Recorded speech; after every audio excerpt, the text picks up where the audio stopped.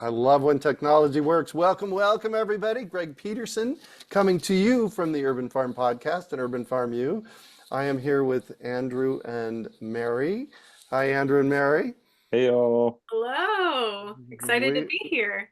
yeah, we're going to be doing an introduction to permaculture. I'll introduce them in a minute. And Jesse Tack. Hello, Jesse. Hello, Greg. Thanks for being with us here. We're both co-hosting this together, Greg with Urban Farm and me with PINA. So just stoked to be here. It's always so fun, and it's always a fun one to hear about like how different people interpret Introduction to Permaculture. So Yes, excited to be exactly. here. So, Jesse, what is PINA and why should people be interested? Yeah, good question. PINA is the Permaculture Institute of North America, which is a mouthful, so you just say PINA. And we're really obviously that's a big thing to sort of like take a sort of try to like represent North American permaculture, but really PINA came about because there were some bad actors in the world doing things under the name permaculture that were not fully part of the permaculture sort of like tradition. They were sort of skirting around some of the important topics that we talk about and that we value in the PDC experience. And so it was originally sort of a defensive position to be like, we have to have some like checks and balances here to make sure that permaculture itself isn't being diluted by sort of bad actors. So that's kind of how it got started. And it's had multiple iterations. And now at this point, we're really looking to like help people get from, I just learned about permaculture to how do I turn it into a part of, if not my full-time livelihood? Because that's such a big like transition that a lot of folks go to when they learn about permaculture. It's like, I don't kind of want to change my career, or I kind of want to have like an income stream that like fits my like ethical sort of understanding of like permaculture. So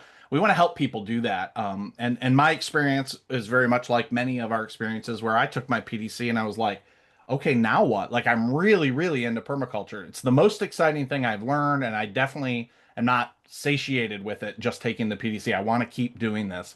Now what? And so PINA wants to be there in that now what space to help people get from wherever they're at to wherever they want to go. So building programs, and we have a diploma program, and we're building courses, and we have staff, which is really important just for support and that sort of thing. So consider becoming a PINA member today if you're interested in just supporting like permaculture reaching more people and having a bigger influence in our North American continent. And that's all I'll say about that. Plenty more to talk about with PINA, but that's a good start, I'd say. Yeah, and please drop the membership link into the chat I will. for anybody that's interested. It's inexpensive and they do a lot of great content every month, like this. That's Right? right. We're doing this 11 months a year except January, and we'll have people lined up through the middle of next year pretty soon. And each of the presenters will be presenting in their own interesting way, which is a big part of the reason I wanted to do this. The other big part of the reason I wanted to do this is taking the step from going from not really knowing a lot about permaculture into a 72-hour introduction to permaculture, which is really what it is a big step financially and time-wise. And I wanted to give people an opportunity to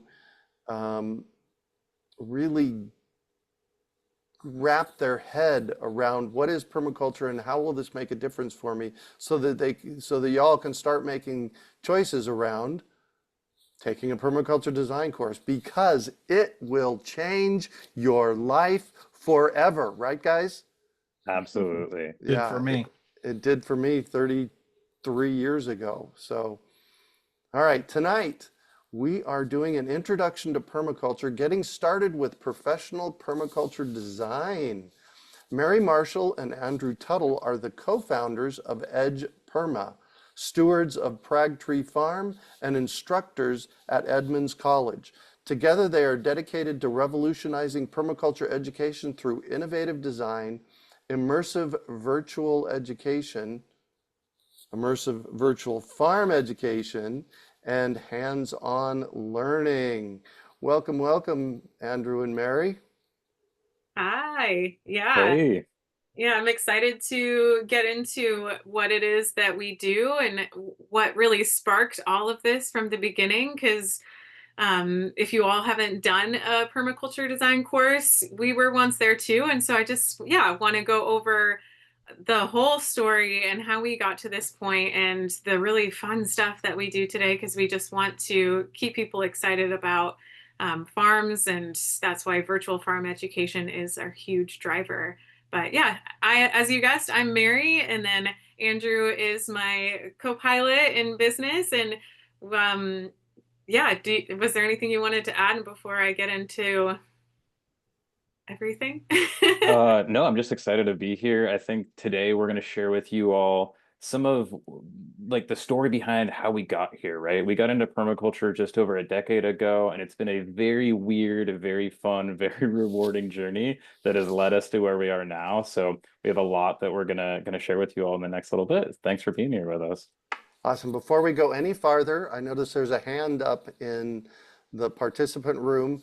We take questions in the Q&A box. That's in the bottom right-hand corner. So if you could drop your questions in there, that would be great. So go.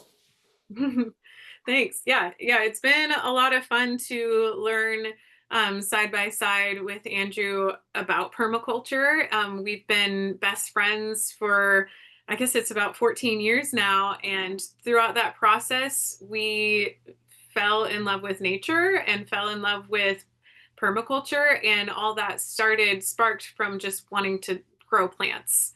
And so, and Andrew will really get into the big why behind what it is that we do and how we wanted to merge our passion for edible foods and how we want to help facilitate that in healing the planet. And it's been an incredible journey getting into permaculture, and I highly recommend doing a permaculture course because, as we were talking about, the questions that come up, once you start looking through that lens within the permaculture design frame, your questions just get so much bigger, so much grander, and more specific. And it's just been really fun to have that as a foundation for what helps guide us in those questions and in those decisions. And so, yeah, Andrew and I did our PDC and have interned on farms and really that's helped us, worked on farms, that's helped us to glean the knowledge of farmers so that we started Red Tail Edge Design in, was it 2017, 2018, in that window, because we wanted to go to school for landscape design. And so merging the permaculture mindset and our farm knowledge with a more conventional residential landscape design approach, combining those two, that's what has really helped navigate us in professionalizing our permaculture journey and our careers. Yeah, well, and our story starts quite a while back, like I mentioned earlier. So 10 years ago, in 2015, I was serving in the Marine Corps, the United States Marine Corps. I was an airframe mechanic while President Obama was in office. I got to travel all around the country, got to go overseas several times. Wherever Obama was traveling, I got to go. I was also stationed at the emergency rescue base right next to the White House. So this was a very high pressure job, high stress levels all of the time. And so being in the Marine Corps, you're trained for combat, right? And I was one of the lucky ones. I never had to go to war, but I wasn't being one of the lucky ones. I knew so many brothers and sisters of mine, so many of my family in the Marine Corps, they weren't so lucky. They went to combat zones. They had to do and be involved with all sorts of very hard, very traumatic experiences. And this question of how do we build a more beautiful future here on Earth, that came up for me over and over and over again. And so back then, Mary and I we were a couple. So this is Mary said we were best friends for 15 years. That's true. We were also together for a big chunk of that. I always share that portion of the story because it'd be kind of confusing if we didn't share that. Yeah, because we've been at each other's sides the whole way. And so it's, yeah, as he was in the military, and just all of the conversations that were sparked because of that hard time and all that we saw even through other people. Yeah, we've been through it. Right. And so Mary and I started talking about, okay, if we know war is a horrible thing, how do we build this future here on Earth where we have more peace, where we have less of a need for war?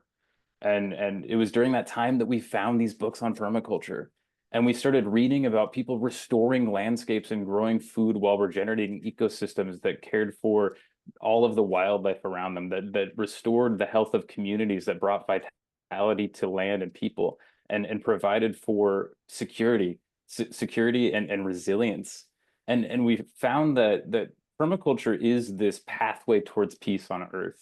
Because if we can use these strategies to mitigate the climate crisis while meeting people's needs, we can have a more beautiful future here on Earth. And so during that time, being so distraught by what we were seeing and finding solutions in permaculture, that's what really set the needle for Mary and I for this direction of okay, we're gonna go out there, we're gonna first off, we're gonna see, is this stuff real? Or is it all kind of made up? Like what you read about in permaculture books, it sounds like fairy tales sometimes, right? And so that's what we did. As soon as I got out of the military, Mary and I moved back to the Pacific Northwest, and we started studying permaculture design. And during that time, we took our permaculture design course with Dave Bainline, who's an amazing instructor, and it was at Alderleaf Wilderness College.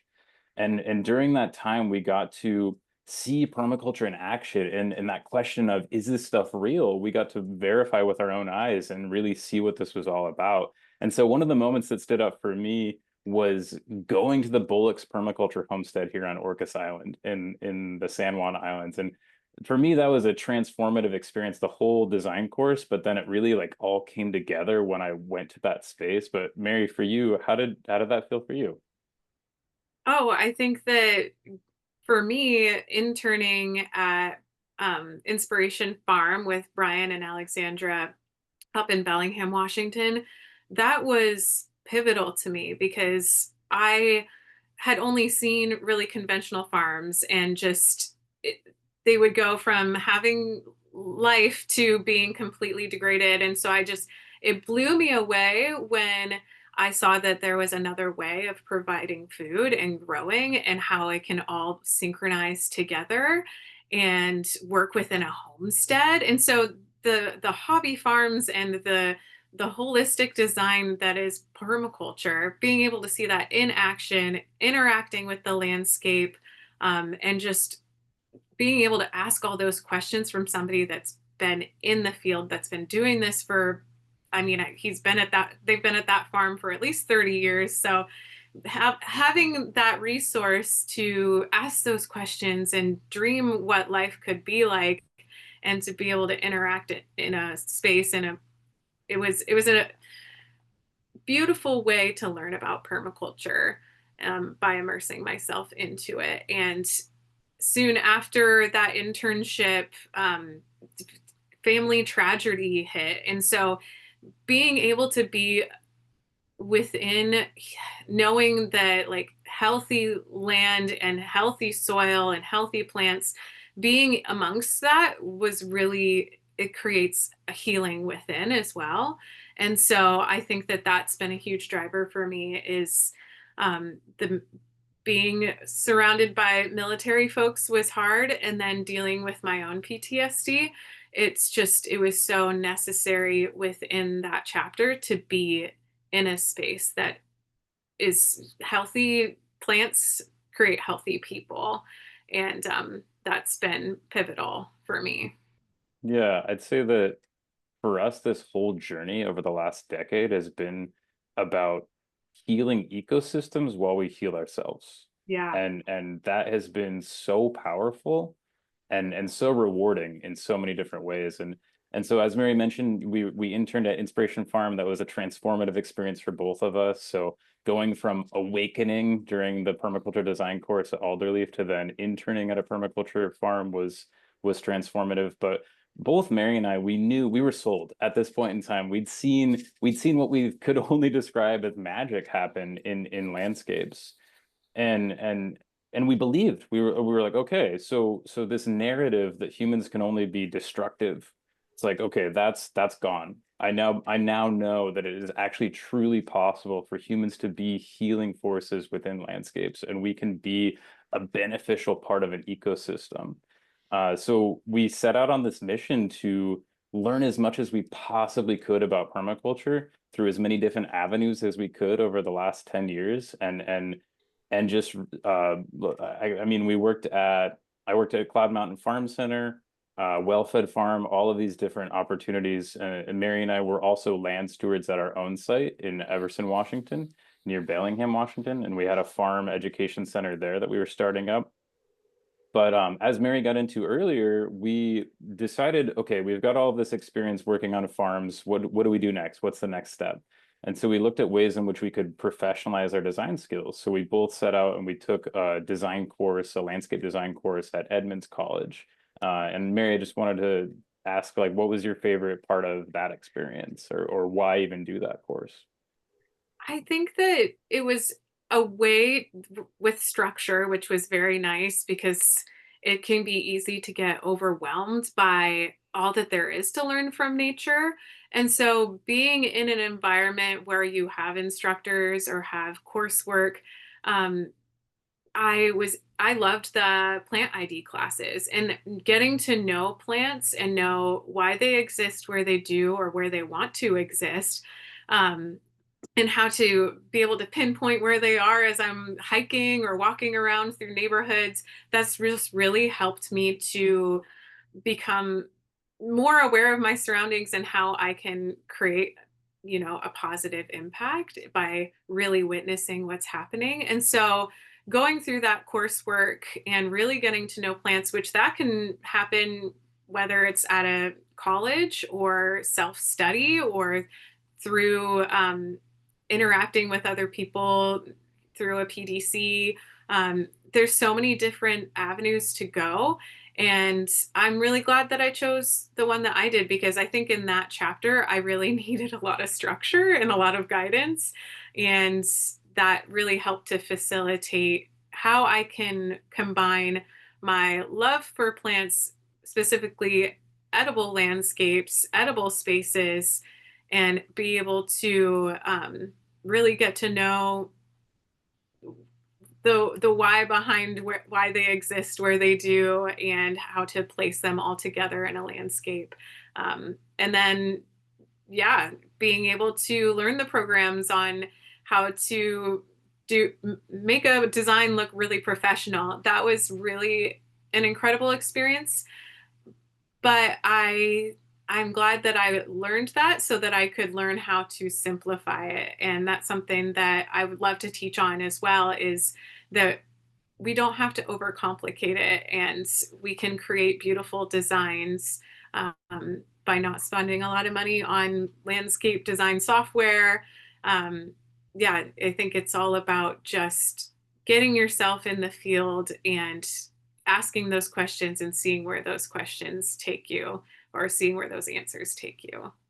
Yeah, and so our trajectory was we did the PDC, we were sold. We wanted to build a career in this field. And so we had worked on all of these farms. We went and studied landscape design. We started our business, Red Tail Edge Design, offering services in edible landscapes, homesteads, and farm design. We created a really sort of specific niche in the sense that there aren't a lot of like farm designers out there. Oftentimes people ask us like, what does that even really mean? And then we show them our portfolio, which we'll show some of that a little bit later on to give you an insight into the kinds of work we do with Red Tail Edge. But it wasn't until 2020 that everything just totally shifted for us. So in 2020, we all remember what happened that year, the pandemic, obviously. So this was going to be my first time teaching a permaculture class that was like my class. I was no longer an assistant instructor. I did that for a couple of years and had an amazing time doing that, assisting under folks like the Bullocks and Dave Bainline and other wonderful teachers out there in the field. But finally, I was going to be teaching at Edmonds College, had an intro to permaculture class all lined up, had all of these farm tours set aside to bring my students to. But when the pandemic hit and I had to cancel all of those tours, those in-person learning experiences, it absolutely broke my heart. And we said, like, YouTube is not enough. A video is not enough to tell the story of land, like visiting that place in person. All of these transformative experiences that Mary and I had at the Bullocks and at Inspiration Farm and all of these other amazing regenerative and permaculture farms, my students weren't going to be able to have that experience. And so Mary and I in 2020, we founded a new business called Edge Perma, which we're going to show you some of our work today. We create virtual tours of permaculture farms. We create 3D models, aerial panoramas, and virtual walkthroughs filled with training modules and photos and videos on how to actually design, develop, and recreate complex permaculture systems. So the whole point for us is we feel like there's no more transformative experience than stepping foot on a permaculture site, but we also recognize that that is one of the most inaccessible experiences there is. Farmers are busy. We all don't live next to every permaculture farm, so we're using technology to make it so that anyone in the world can virtually travel to a site. And so I want to sort of shift gears here for a minute. We wanted to share a bit about our background and our sort of interesting path to where we're at and how and the reason why behind what it is that we're doing. But now I want to open it up for the folks in the session here. We want to get into permaculture principles today. So that's one of our big focuses. And what I have to ask for you all is what principles come to mind for you? Is there a permaculture principle that stands out that is really interesting? Because what we want to do is we want to see what you'd like to talk about, and then we're going to go into some of our virtual farm tours, and we're going to try to find examples of these principles in action. So please go ahead and post anything you'd like in the chat, and we will try to find some examples for you. Yeah. Yeah. What are some, maybe there's something that really interests you that you're wanting to learn more about, or if you all are living on property, is there a hurdle that you're facing on your land? Is there something that we can help to touch on that maybe we've seen on farms? Oh, there's Yeah, and I just dropped some principles in the chat just in case people are like, I'm not quite sure what the principles are. And there isn't a collection, there's a set of collections by different folks. So Right. I'm gonna drop in both David Holmgren's and Bill Mollison's. Yeah, and the principles on the screen you're seeing too, these are what are these were originally from the Bullock's Permaculture Homestead and then readapted by Dave Bainline for the permaculture design course that both Mary and I took at Alderleaf. So there's a list of principles there. So any principles that come to mind for you, just feel free to let us know what you'd like to get into, and we'll try to find some examples. Well, and while they're thinking and giving us input, we want input from you guys.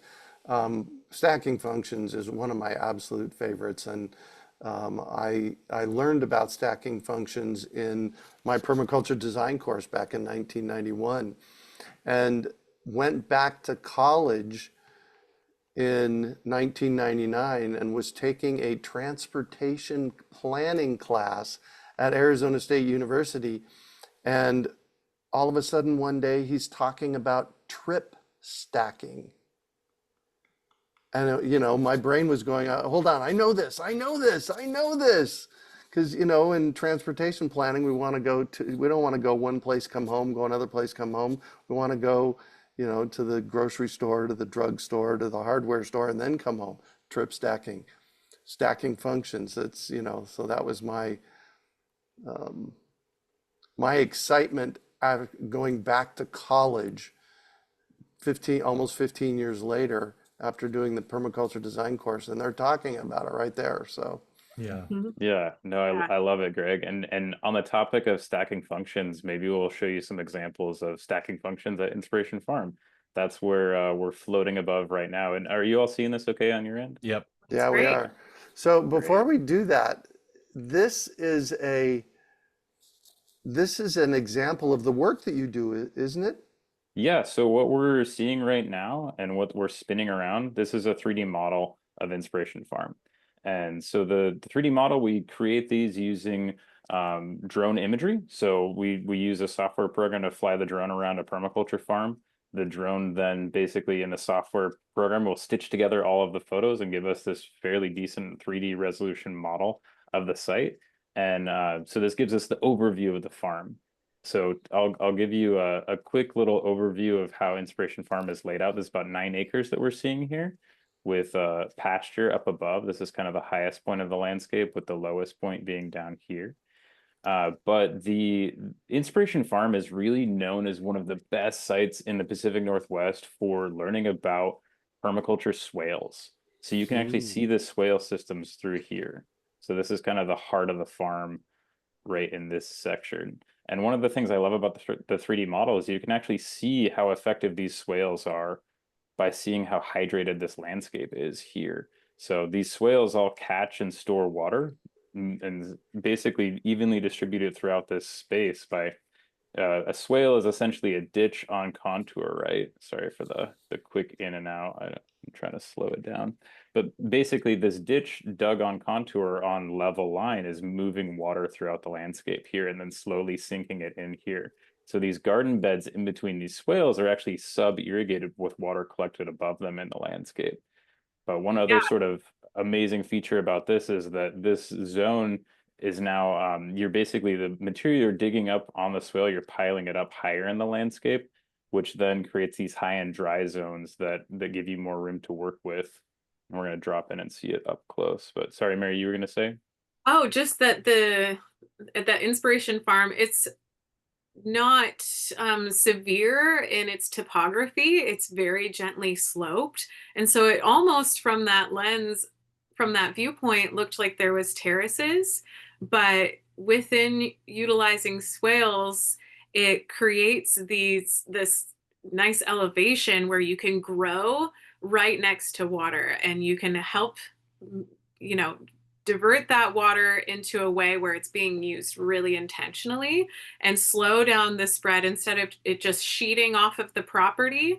And I believe that they used to have issues with the ditch at the roadway. Now they don't have that problem anymore, and they're able to really utilize the water in a very intentional way by slowing it down.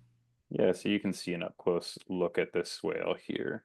So this is the low spot, this is the ditch, this is the higher spot here, and then you can see what it looks like with water filled in it throughout the season. But yeah, as Mary was saying, this is a topography change maneuver, right? So this whole farm used to be a little bit too wet. And by digging down in this ditch and then piling material up downhill, you have this high and dry zone where you can grow all sorts of fruits and plants. Meanwhile, there's this swale up above us that is then sinking water in to passively irrigate or sub-irrigate these vegetable crops throughout this area. So it's a really And incredible it's strategy. and it's water that's full of nutrients too, because I you can barely see them, but those two dots at the top of the hill, those are their cows. And Right there. so instead of having a system where, you're battling, runoff where it's polluted, they're really using that nutrient dense water and soil to their benefit because they're growing food downhill from that, and it's having that opportunity to filter through the soil, and the plants tell the story. It's so lush and green. Yeah, and Greg had brought up earlier stacking functions as one of the principles that he's really into. So I wanted to quickly show what came up for me when I thought about stacking functions was this is a really cool example of that at Inspiration Farm. This is a dead snag, what used to be, a living tree. A lot of people would cut that down and grind it down, use the wood for fire, whatever, which could be a good use for it. Or another way of stacking functions is leaving it in place and then using it as a trellis for something like hops. Additionally, these perch posts are fantastic for birds of prey. So in an organic farm, actually one of the very like top predator or top pest deterrent strategies I've seen in organic orchards is just tea stakes that are about this height that are perch posts for birds of prey to then help control rodent populations. But this is Yeah, one that a just main exists. thing that we get asked when we're doing designs is people are so frustrated with mole and vole activity. And then also bunny pressure, munching on all their veggies. And it's just like creating a system that all works together and leaving something as simple as leaving a snag in place to create that habitat for those predators to help mitigate those issues with voles. They will always exist, but hey, you get all the help you can. Yeah, and as I click around here, do you want to read one of the other principles that came up for folks? I saw in the chat Odell said independence and food security are Okay. motivators for them. So maybe you'll just touch on that and you can weave in a principle if one applies. Sure, yeah. So independence and food security, that makes me think of zones. So right here, this is the main house that Brian and Alexandra live in. And so one of the things that they do to ensure their food security is they have this garden right outside their back door. So this is an area where they grow a huge amount of food. You can see all of these kale plants here, but they're also right on the edge of their plant nursery here.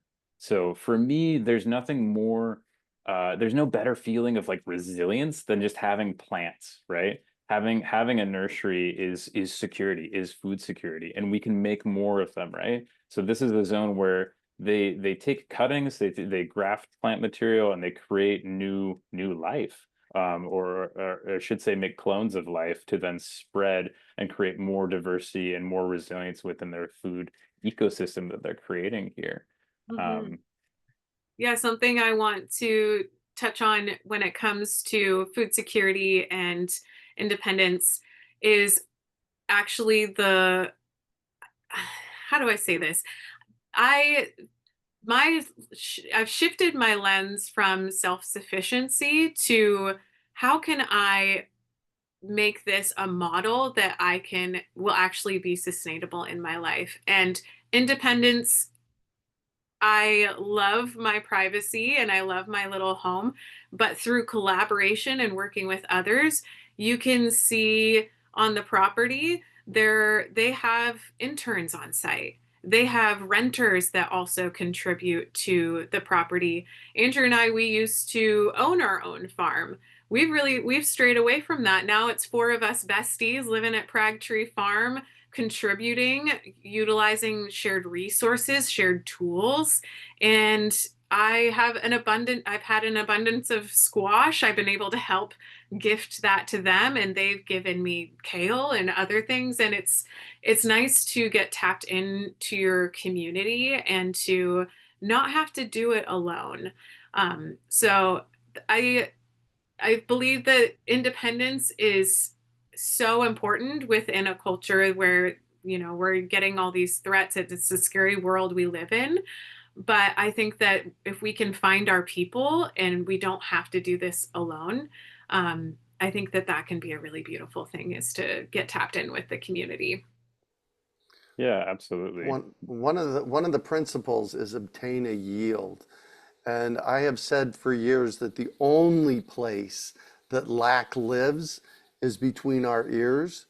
Because when I look at the amazing amount of abundance, whether it be cherries on a cherry tree or apples on an apple tree or squash or bugs, both good and bad bugs, there is no lack of amazing abundance in nature. You want to speak to that one?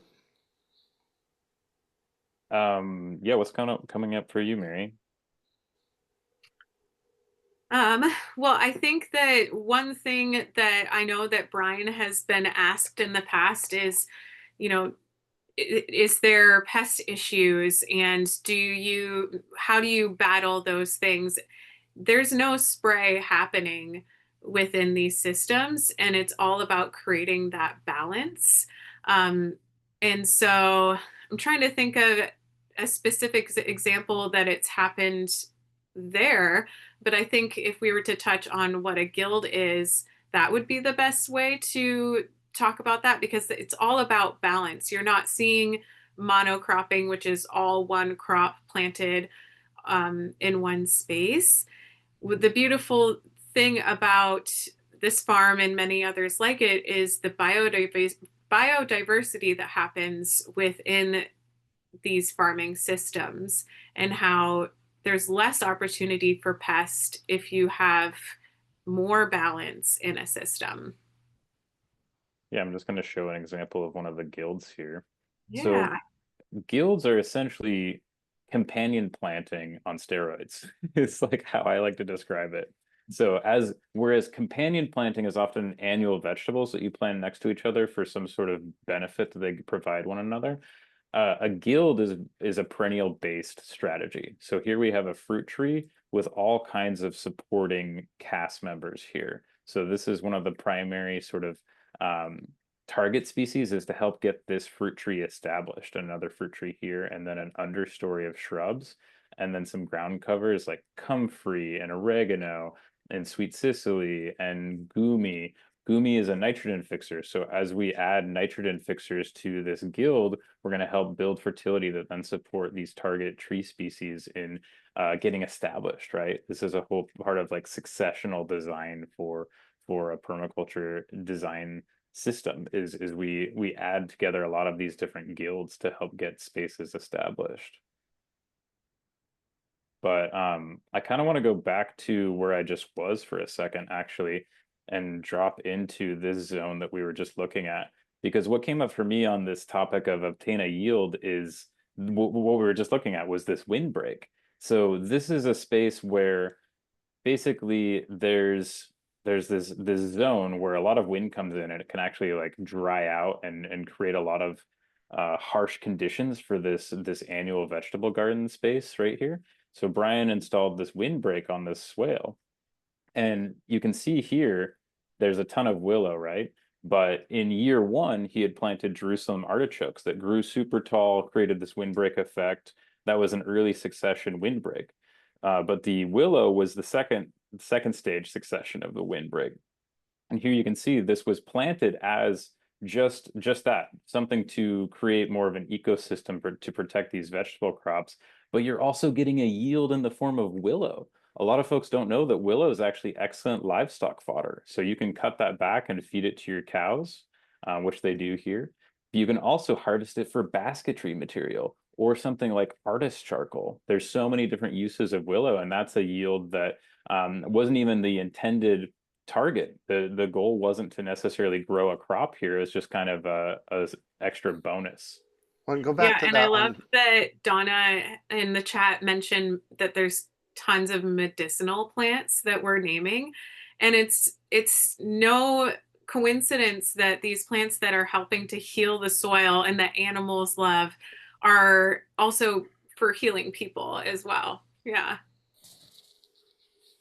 Greg, Yeah. did you have something to add? Yeah, so immediately when you showed this picture, the abundance of sticks came up in my head. And sticks are normally something that people throw away. And there's piles of sticks on the base of these trees. What's that about?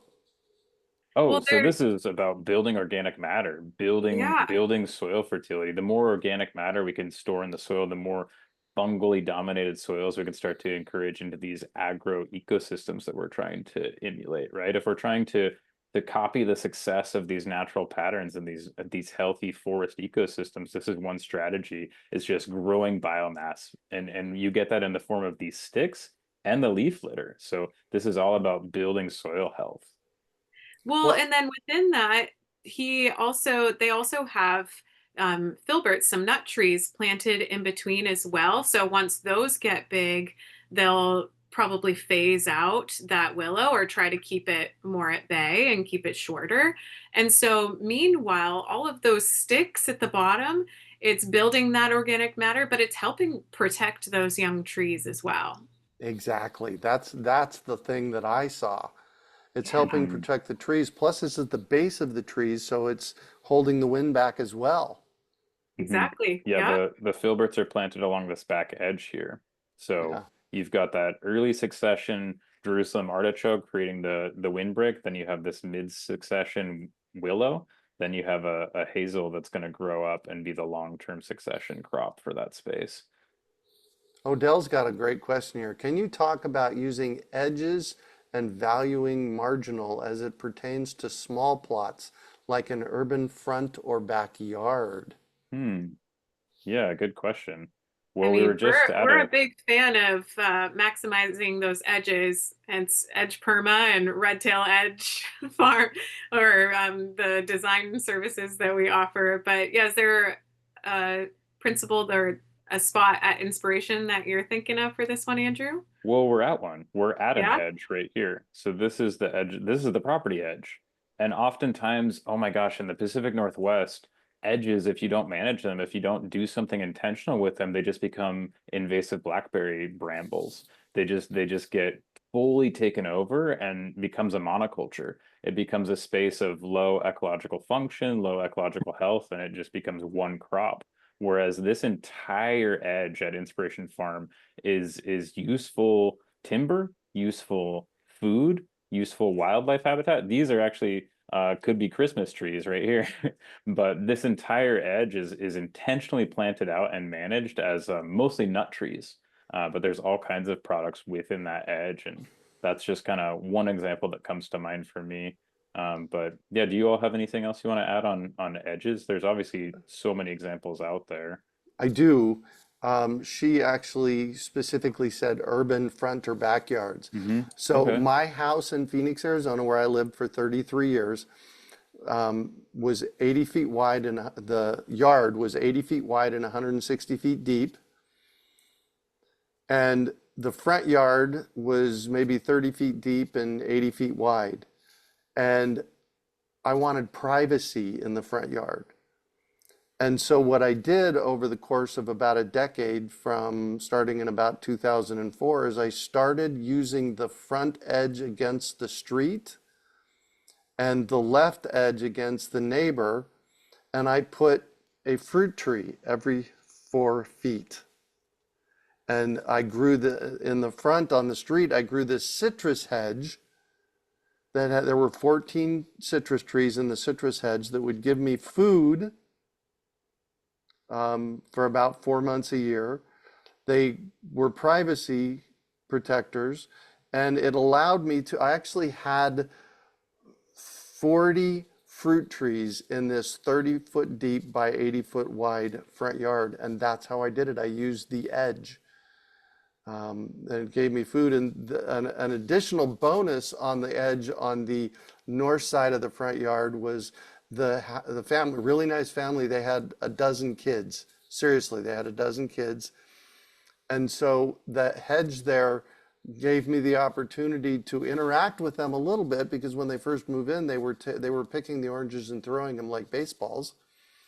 And so I had an opportunity to interact with the kids and made a lot of bonus points by telling them, well, these aren't for baseball, these are for eating. You can harvest all you want for eating, but they're not for throwing. And they were all about that.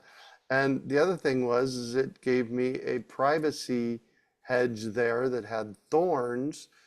The kids were welcome in the front yard, but that kind of held them at bay a little bit. So that Yeah, was my urban front yard use of edge and valuing the marginal. Yeah. that's a Yeah. good example, Greg. Yeah, Thanks. I love that. Yeah, at the end of our road, it's an ancient shrub. It's been planted for a really long time, probably 30, 40 years ago. There's signs of permaculture that happened on our street. And we met a neighbor, and we were like, oh, you must be the one with the gumi right along the roadway. And she had no clue what we were talking about, but it was just the most beautiful tree, and it was just so flush with fruit. And so it was just a great conversation starter where we were like, no, you had a plant nerd that lived on your property long, long ago. And it just helped really facilitate those conversations where we could talk about all the incredible plants that are out there. Yeah. Well, on that note, I Absolutely. was wanting to jump in just for people who are thinking, oh, permaculture is all land and all garden. The beautiful thing about the PDC and like getting the full picture of permaculture is all these principles are derived from nature and apply to gardens and farms and growing food. But they also apply to things that are totally unrelated to food, how to design buildings or like transportation, like Greg was talking about, waste management. So I wonder, Andrew, Mary, can you tie maybe some non-food or growing sort of aspects of the work here? I don't know, maybe Beacon Food Forest isn't the best one, but then again, I'm sure there's buildings and those were placed using permaculture principles. Can you tie some of that in for us? Oh yeah, when we're talking about other benefits outside of just growing food, Beacon Food Forest is a great example because this space this community hub. That's what it is. This is an ecological oasis that supports the needs of yes, growing food, but more importantly than that, this is a vibrant space for gathering, for spending time with one another, for learning from one another. And that's one of the things that you see in permaculture design over and over again is this leaning into designing spaces for building relationships, because we all recognize that we're truly only going to heal the planet together as a collective effort. And this is just a beautiful example of that, which I know we're going to want to pivot in just a second into going into some questions. But I will drop in here to Beacon Food Forest, just give you all a little bit of a look into what it looks like here. Well, I want to go Sorry, ahead, great. Mary. Oh, I was just going to say that what we're looking at, those beds are a part of the P-Patch program. And so they're tapped into the programs that are happening in the greater King County, Seattle area, and providing spots for people to grow food for themselves. These are private plots in a public setting. So there is opportunity out there in those urban spaces to grow food. And if you don't have the capacity to grow it yourself, being a part of that community of people that want to grow food, even if that's your mutual thing, is how much you are passionate about nature and spaces like this, finding your people and finding those ways that you can get tapped into it is, there's so many methods of going about that. And that could be at a urban farm like this. It could be through doing a PDC. I was amazed at how many people, they didn't have land themselves, but it was to help really get that ball rolling in picturing what that could be like for them and how they move through life. Nice. What I wanted to say a minute ago was there's also the social aspect of permaculture, building community. And I actually am interviewing a young mother who is a permaculture designer for the Urban Farm podcast here in the next week or so. She started a babysitting co-op based on permaculture principles. So I'm going to get to learn on the Urban Farm podcast. I'm going to get to learn all about her starting a babysitting co-op and how she did it, and that we're talking permaculture. Yeah. What a unique way of going about permaculture, right? Right. I think it's true for even just my dog. He wouldn't have so many friends if I didn't live on a farm where there's three other people living here. He has the best life. Always taken care of. It's canine permaculture design. That's right. Right. All right. So let's jump over to what is a PDC? And this is for Andrew and Mary. What is a PDC, or a permaculture design course, and what difference did it make in your life? Oh my gosh, that's a big question. But I've done two. I did a regular permaculture design course, and then I did an advanced permaculture design course. And Nice. both experiences were just absolutely transformative, because I think that for everything I was talking about earlier with seeing and learning about some of the atrocities of war and how many like horrible things there are going on in the world, I was looking at like where are the people talking about the solutions, right? And when I learned about the permaculture design course, and I learned about how it's not just food, it's everything. It's how we build structures, it's how we build community, it's how we shape villages, it's how we can regenerate ecosystems collectively here. It's when I like saw all of those pieces of the puzzle come together, that fireworks went off for me, that I was fully invested in this as not only just a way of life and a way of designing land, but a way to think, to make decisions. It's something that I bring into literally every single day. Yeah. I interned at Inspiration Farm before doing my PDC. And from there, being at the farm, it just brought up so many questions as to how does this all work together? And it felt a little overwhelming. And I think that seeing all these different problems and knowing there's all these solutions, but how do I decide when to use a solution and for which problem? Doing a PDC really helped to simplify that, or at least point me in the right direction for how to even start investigating what those solutions are. And I had grown in a garden, a little raised bed, and it felt like I was fighting nature a lot. I was literally fighting a groundhog, but there was there was a lot going on there that I felt like I was putting in so much effort for little reward.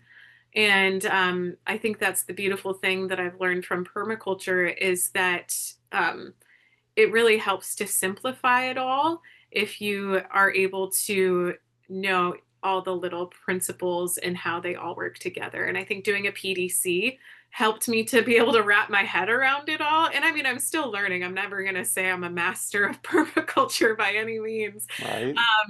But I'll be an infinite learner. And I think that being in a permaculture design course with other people that have that hunger for learning as well, it really helped me to be able to really get a sense for how we can grow food and not be fighting the systems that are generally utilized. Yeah. Yeah. Yeah, I have a couple two quick plugs. One is the Inspiration Farm virtual tour and Beacon Food Forest tour that we just jumped into. There is hours of content on both of those sites. So please go to edgeperma.com and dive into those and immerse yourself in those spaces.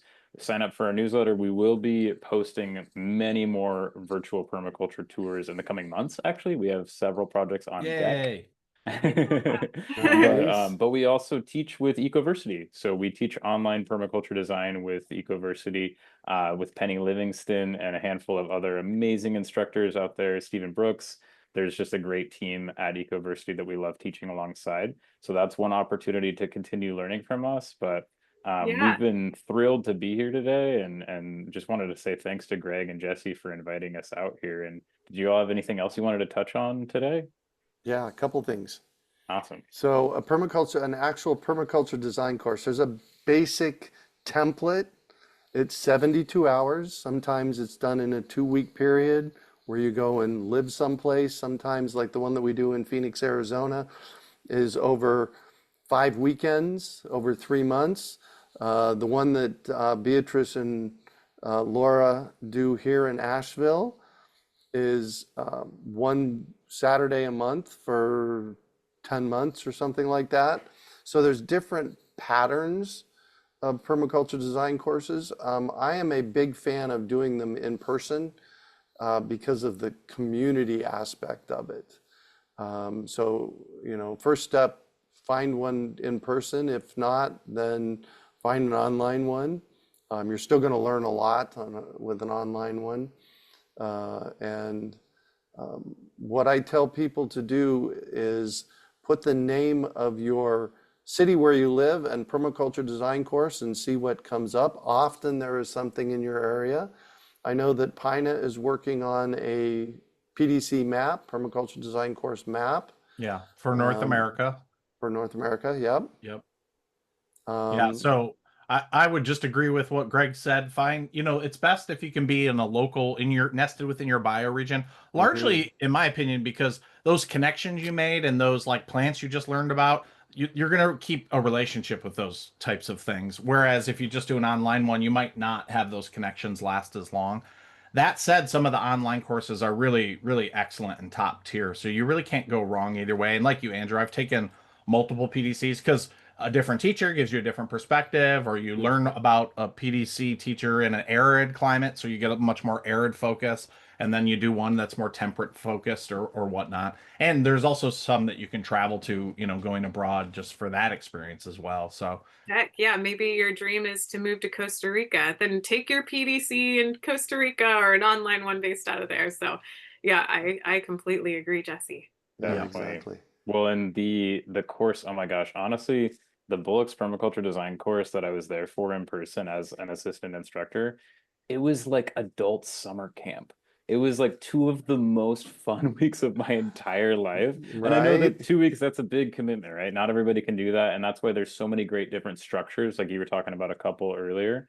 And that's what my advice would be to you all is find what works for you, because there is an option out there, whether that's online, whether that's in person, a 2 week chunk, or split up into multiple weekends. There's so many different options for PDCs out there. So thank you to PINA. Thank you to Greg for putting this stuff together, organizing it, making it accessible to find great programming out there.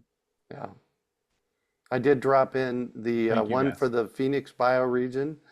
The drylands is urbanfarm.org/PDC. We do that every February, March, and April. If you're in that area, I know several people tonight are from there. Holly says, what is the number one suggestion you would give to someone wanting to begin instituting permaculture into a small at-home garden to get our feet wet? You can only pick one though, guys. I Oh have my one. gosh. Everybody can pick one. Okay. Then you get four, Holly. Go ahead.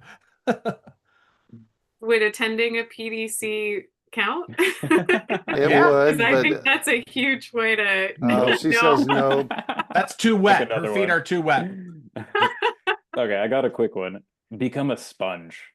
That's been my strategy over the last 10 years is I am a sponge, and everywhere I go, I'm just soaking up knowledge, and I go and I visit as many gardens, as many farms as I possibly can. So just go see them. Go Yeah. see as many of them as you can. Yeah, every time we leave town or yeah, if we go on vacation, we're always looking for who's growing food. Can I tour their farm? Yep. We've even gone to farm stands and people have seen how nerdy we are and how excited we get about plants, and so that's helped to learn different systems.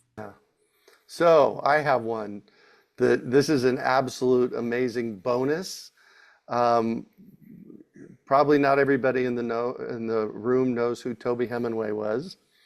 An amazing permaculture writer and teacher, and Author of The Guy's Garden, maybe the most popular permaculture book of all time. there's no maybe about it. Still is the most popular book For good reason. For good reason. He's an extraordinary. He was a good friend of mine when he was alive, and I conned him, convinced him to do a course with us. It's not a permaculture design course. There's 9 lessons in it. It's called Creating Your Permaculture City, and you can find it at urbanfarm.org. I think we have it on sale for $47, which is a screaming deal. And it's an amazing course. So I just dropped it in there. You can find it at urbanfarm.org if you're listening away from the live event. But that's another option for you, Holly. And it's low cost to get in, and then it's 7 or 8 hours worth of training in small chunks. So That's a good one. My suggestion as we're closing up here is study zones and walk through your site. Just walking through it and thinking about where zone 1 might be and zone 2 might be and zone 3 might be without doing anything. You don't have to plant anything or put a tree in. Just like do that for a little while and you'll start to notice the flow of the land, how you want to move through it, how your dog or cat moves through it. Whereas areas that you're like, I don't even want to ever be touching that. That could be like a zone 4 or 5 or something.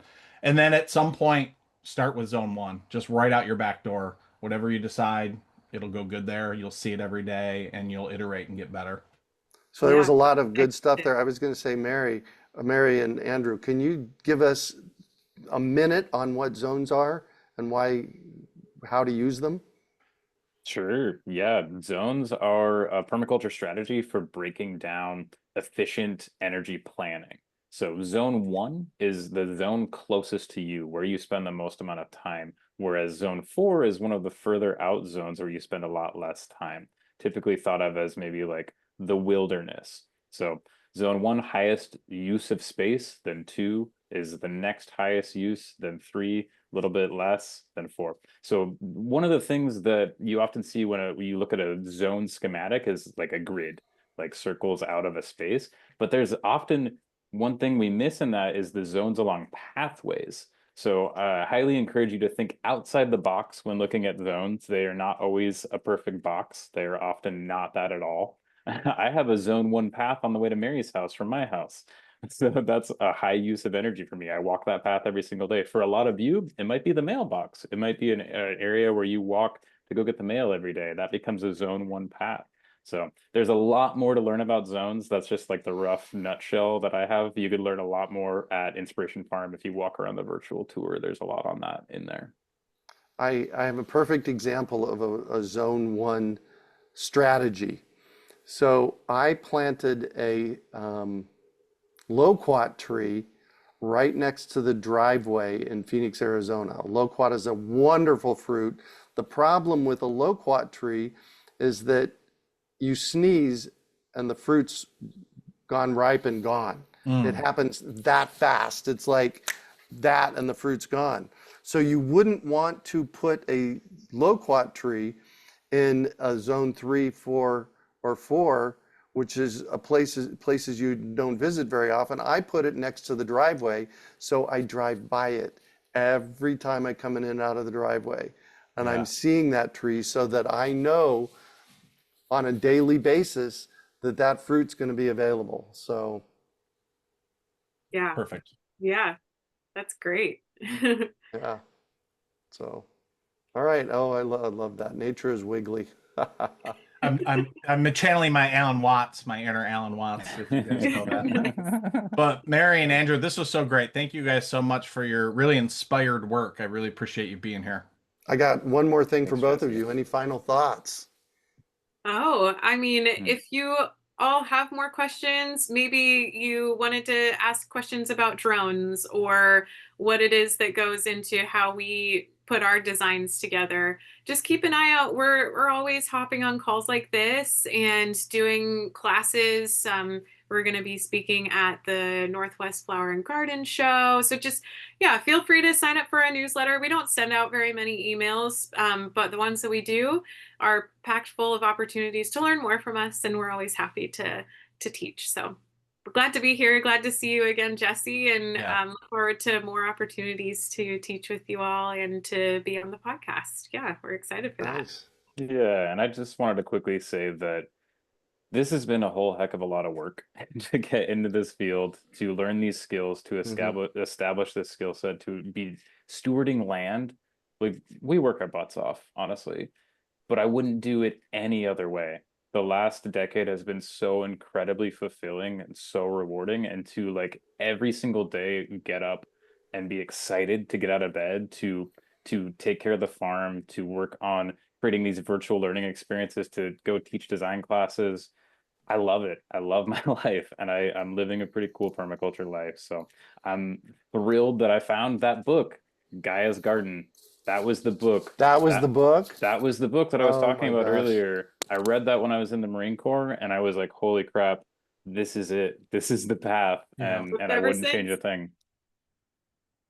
That's awesome. And I just want to point out something here. That little book changed your life. Mine was a flyer that arrived in the mailbox in 1991 about a permaculture design course happening in Phoenix, Arizona. And I get chills every time I share this story because I'm standing at the mailbox again. And I have this was before email, before the internet, and I have no idea how that flyer found my mailbox. And it was addressed to me, and I pulled it out and I read it standing on the front porch. And I literally ran in. I was married at the time, and I ran in. I said, Michelle, I'm doing this course. You want to do it with me? So Michelle and I did it together. It was an amazing, life-changing event. And it just somehow magically showed up in the mailbox. And for me, permaculture is a way of thinking, and it